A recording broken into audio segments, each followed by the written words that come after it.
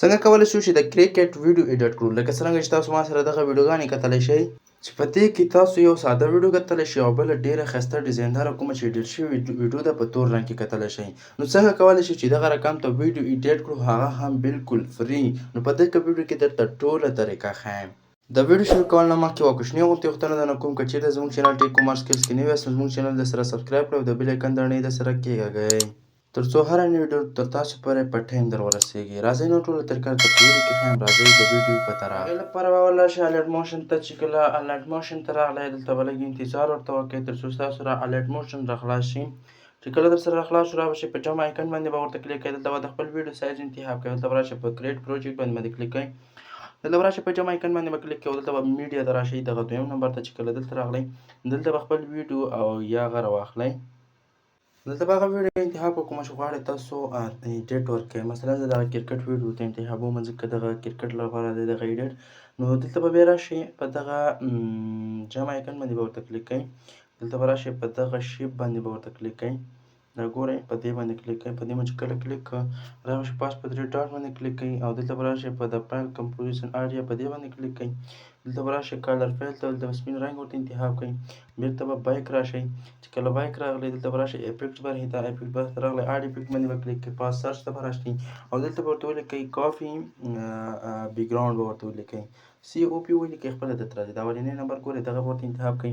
دلته به راشئ سټنډرډ سیټینګ باندې به ورته کلیک کړئ. چې کله په دې باندې کلیک کړه، دا به دلته اپلای شي. بیرته بیک راشئ، بیا په افیکټ باندې کلیک کړئ. دلته په اډ افیکټ باندې کلیک کړئ. دلته به ورته ولیکئ GAU. دلته د اول نمبر ګورئ جیسون بلر، دغه باندې به کلیک کړئ. دلته به بیا راشئ په سټنډرډ هغه باندې کلیک کړئ، بلر باندې کلیک کړئ. دلته به په اډ افیکټ باندې بیا ورته کلیک کړئ. چې کله په اډ افیکټ باندې کلیک کړئ، بیا به سرچ ایکن ته راشئ. سرچ ایکن ته چې کله راغلی، دلته به ورته ولیکئ EX. چې کله مو EX ولیکل، دلته به اول نمبر ووهئ. بیا به راشئ په سټنډرډ سیټینګ باندې کلیک کړئ. بیا به راشئ په اول نمبر افیکټ باندې ورته کلیک کړئ او دا به دې خوا راولئ. داسې لږ به یا به یې په خپل حال پرېږدئ یا به یې لږ دې خوا راولئ. هلته به خپلې ویډیو ته وګورئ. په جیسن بلر باندې به کلیک کړئ. دا به هم لږ دغسې کوئ، ډېر یې مه بلر کوئ. او بیا به راشئ په د اخریني باندې کلیک کړئ. په اخریني مو چې کله کلیک کړه، دلته دغه اول نمبر چې کوم دی، دا به داسې 15 ته راولئ. تر 15 به یې داسې دې خوا راولئ. چې کله مو راوسته، بیا به راشئ دغلته اپیکس کې دا دویم نمبر چې کوم دی، دا به داسې 400 پورې بوځئ. څو پورې؟ 400 پورې به یې بوځئ. وبښئ، دغلته به ورته کلیک کړئ. دا به داسې 400 پورې بوځئ.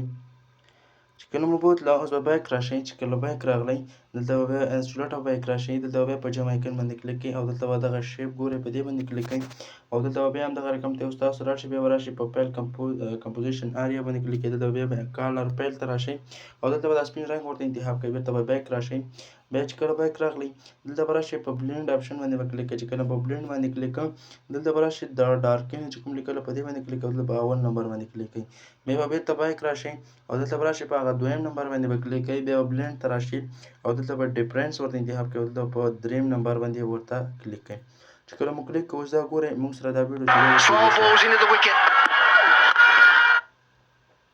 دا ګورئ. دلته تاسو دې ویډیو کې توروالی او سپینوالی هم تیزولی شئ. د دغه ځای نه هم هغه کولی شئ، لګولی شئ. زه دغسې 80 پورې کوم. اوس دغلته ګورئ موږ سره دا 2 افیکټ لږ اډ شوي دي. دا څنګه اخري پورې بیولی شو؟ دلته دا سترګې نشان وګورئ، په دې به داسې 2 کلیک کړئ، یو ثانیه باندې. بیا به دا بل هم دغسې ټیک مارک کړئ او دې اخري ته به راشئ. چې کله اخري ته راغی، دلته به دا اول نمبر ووهئ. دا به ستاسو تر اخره پورې اپلای شي. نو اوس به راشئ د ثبت کولو لپاره به پاس په دغه آپشن باندې به کلیک کړئ او دلته به سایز ورته انتخاب خپل د ویډیو کوالټي ورته انتخاب کړئ او دلته به په ایکسپورټ باندې ورته کلیک کړئ. ستاسو سره به دغه ویډیو چې دی ثبت شي. ښه دوستانو، دغه وه زموږ د نننۍ ویډیو. که چېرته مو ویډیو خوښه شوې وي، ویډیو درسره لایک کړئ. زموږ چینل ټیک کامرس سکل درسره سبسکرایب کړئ تر څو هره نوې ویډیو تر تاسو پورې در ورسیږي. نو په الله سپارم. د خدای په امان.